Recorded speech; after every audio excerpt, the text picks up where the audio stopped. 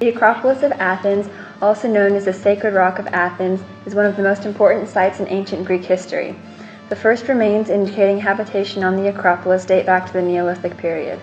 The Acropolis was originally used as a military fortress. Due to its height over the city, it provides a great view of the surrounding city and seas. The Acropolis was built on a 512-foot-high limestone rock, and during the Mycenaean time period, the buildings were dedicated to the goddess Athena, patroness of the city. The primary purpose of the Acropolis was to provide sacred grounds dedicated to Athena, but was also home to festivals, cults, and many other historically significant events.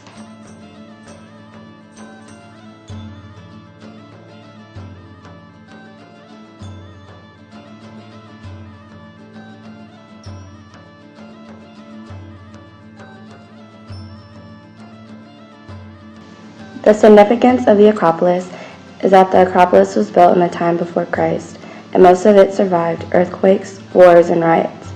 The other significance of this main site is the Parthenon, which is sacred to Athena.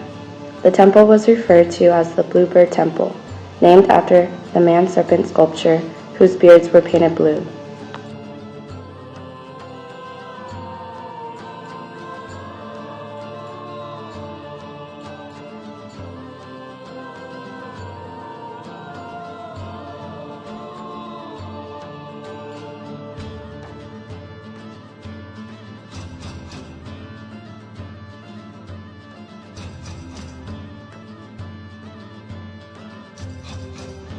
The construction of the Erectum began in 420 BC and was concluded in 46 BC.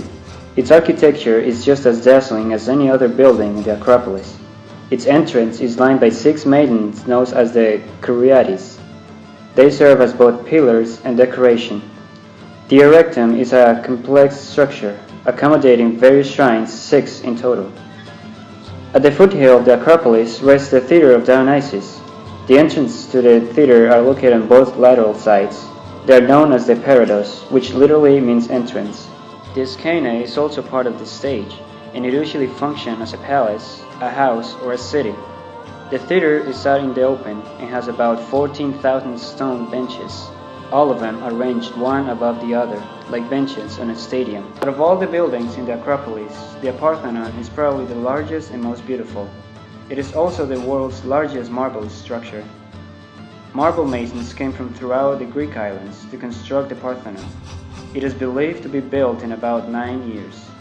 Some archaeologists believe the ancient architects were aware of optical illusions.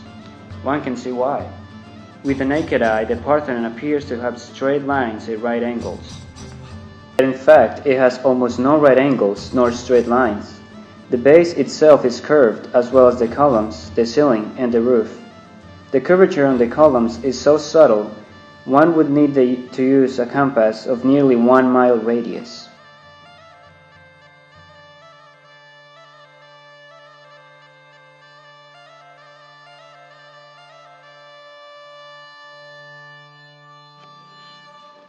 After the collapse of the Mycenaean civilization, the Acropolis remained up to about the 8th century BC, where it had become a sanctuary for the Greek goddess Athena, who was also the primary goddess of the city.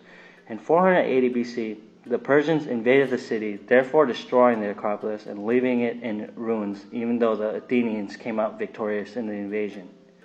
The Athenians declared never to rebuild it again, but decided 33 years later that Acropolis was to be renewed in addition of the Parthenon and Athena Nike, because it symbolized its mighty empire and Athenian democracy.